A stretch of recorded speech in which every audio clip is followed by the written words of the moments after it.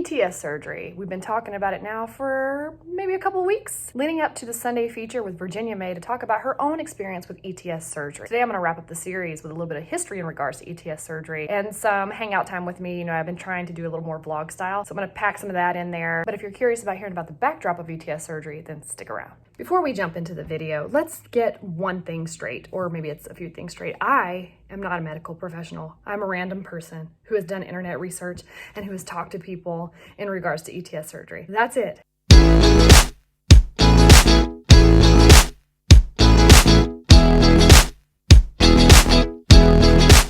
So if there's one thing I've learned about the ETS surgery from all my research and talking to someone who's had a firsthand experience, it's that as of right now, in this time in my life, it's not for me personally.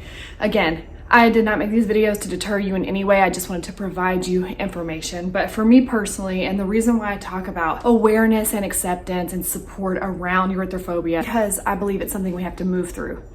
But at the same time, it's your life and your journey. But for me personally, I want to be able to encourage people on the journey, regardless of what decisions you make, to help you process through your blushing. I just want to offer support and a community and an environment where you know you belong. Because I believe that if you can start thinking that you belong somewhere, even if that's just here, then that will start to carry over in other areas of your life where you'll understand that you are accepted and loved and that you belong there as well. So that's my whole focus with this.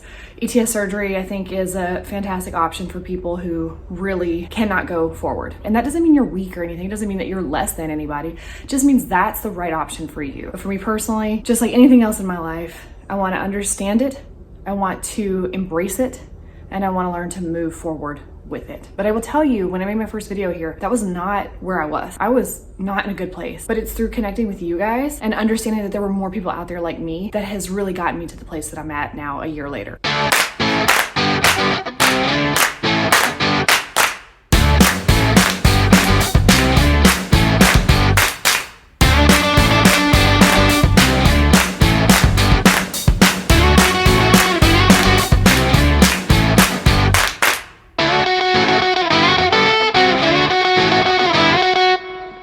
Tricep. Hold on, actually, let's see if this knocks my phone. I figured that was gonna happen. It's amazing what proper lighting can do. So I was trying to talk to you guys during my workout and it was a hot mess, but I have finished. I have lifted all the weights and got all the muscles. Not really, I really don't have all the muscles because I don't eat enough protein or eat enough food, apparently. Throughout my research of this series, I have found very interesting things. And did you know that the first sympathectomy was performed in 1889? Now, it wasn't endoscopic. Endoscopic means, this is me paraphrasing because I'm not a medical professional, I'm just a random person on YouTube. A random person, don't forget that. Endoscopic is more of the small incision so that recovery time, it's less invasive, the recovery time's better. Back in the day, they just did straight up sympathectomies. And if you research that, it's pretty intense. In the 1980s, endoscopic thoracic sympathectomies were pioneered in Sweden by Goran Claes and Christopher Drott. Probably not saying their names right. I'm American. But it was pioneered by those two. I feel like they should get give the credit where credit is due. These types of surgeries are often performed by vascular surgeons. Also, out of the sympathetic trunk is what they call it, where those nerves are, there are three main regions: cervical, which is the neck, thoracic, which is the chest, and the lumbar, which is the lower back. Also, interestingly enough, I found out that in 2003, this surgery was banned from its founding country, Sweden. Too many medical complaints and things went wrong. Also in 2004, Taiwanese health officials did not allow for anyone under the age of 20 to get this surgery going forward. So as you can see, this surgery has been around for a while, and imagine with modern technology and the way things are today that it has come a long, long way. And this is probably why you hear so many more success stories nowadays than back in the earlier years. So anyway, that was just a little health history on ETS surgery or on the thoracic sympathectomy altogether. But it's been interesting learning about some of this stuff. I didn't want to take much time today. I just wanted to make sure that I gave you a little bit of tidbit knowledge that I had found throughout some of my research. So I'm just doing a little work and thinking about how tough things can be. Like just life in general can be so tough. I was looking back through my time hop, and a year ago, I'm assuming it was Thanksgiving because we were at my parents' house, and my dad is swinging my son by his feet. I'll insert the clip here.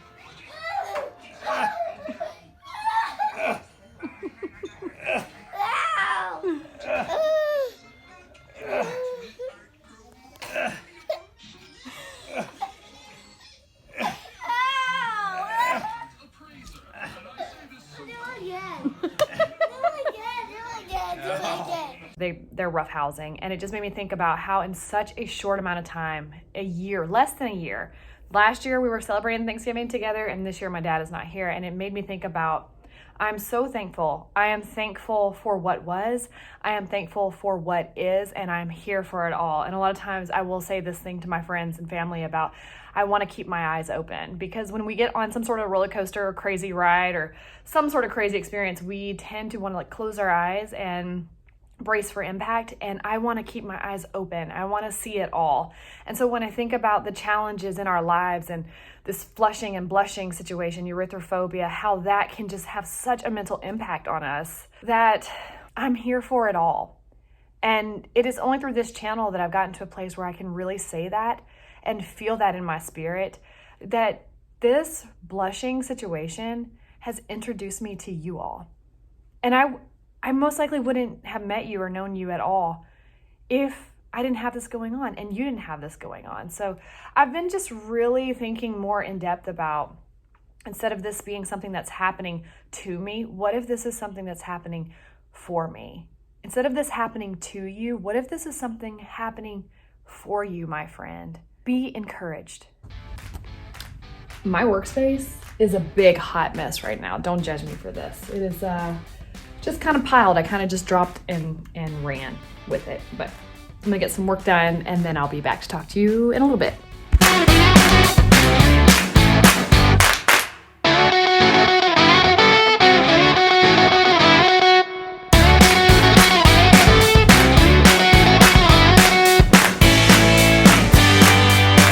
This thing just struggles to live. This is a peace lily that I got from my dad's funeral, and if you guys have any tips on how to care for a peace lily, I get it right and then it goes horribly wrong. See, this is so bad.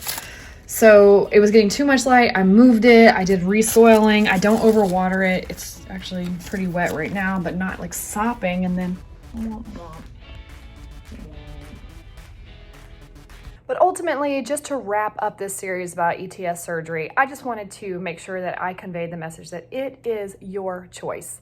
Whatever options are out there for you, just know there are options. And I'm really excited about some of the upcoming series that we're gonna be sharing in regards to functional neurology and yoga and meditation, because I found some really great, helpful information from Dr. Deering and Liz Gomez, who are coming up on the channel soon. In the near future, we're also gonna be talking about shame and blushing, because I think that a lot of us have agreed that shame is a huge factor in the blushing experience, and just a lot of other things that contribute to the blushing experience. I think sometimes we get in this place where when we're struggling with something, we feel like there's no other options for me and we just shut down. Everything in us just wants to shut down. It's almost like a form of depression that comes over us. But I want you to know, and the reason why I always say thank you guys for continuing to, oh gosh, I choked on my spit. But the reason why I thank you guys for continuing to travel the journey of hope is because I know that's not easy. When I went through my season of anxiety and depression, debilitating anxiety and depression. Oh, there's my book plug. Do you see my book right there? Pressing Forward. I'll put it in the link in the description box below if you're interested in checking that out. But it just tells about my story in 2011 with debilitating panic attacks, anxiety, depression. It was something that I had never experienced before, and then all of a sudden my whole life was overtaken by it. And I know that choosing a path of hope is really hard, because it's not as easy as just be happy or just get over it or don't think about it or don't worry about it. It doesn't work that way. So when we choose a path of hope, I almost feel like it's like a breadcrumb trail of hope, that we get one little piece and one little piece and one little piece, and the next thing you know, we're not as obsessive, we're not as worn down in regards to something that's made us feel so insecure. I'm really excited for the Sunday feature with Virginia Mae. She's going to tell about her experience with ETS surgery. I think that you guys will find it very helpful and beneficial, so be sure to stick around for that. As always, if you like this video or these videos are helpful to you in any way, please give it a thumbs up. Be sure to subscribe if you haven't already, and I always welcome comments. It allows us to engage and connect with each other, and that's always such a special treat. And be sure to go follow me over on Instagram as well. That information's in the description box below. I have noticed that the subscriber count is going up every day, so that's showing me that your help with liking and commenting is really giving this channel a boost so that the algorithm can pick it up, and other people who are struggling with blushing and flushing and erythrophobia know that there is a community out there that is going through something very similar. So thank you guys for your help with that as always, and I will see you, actually, the next video is the interview, so we'll have the Sunday feature up on Sunday by 8 a.m. Central Standard Time. Bye, my friends.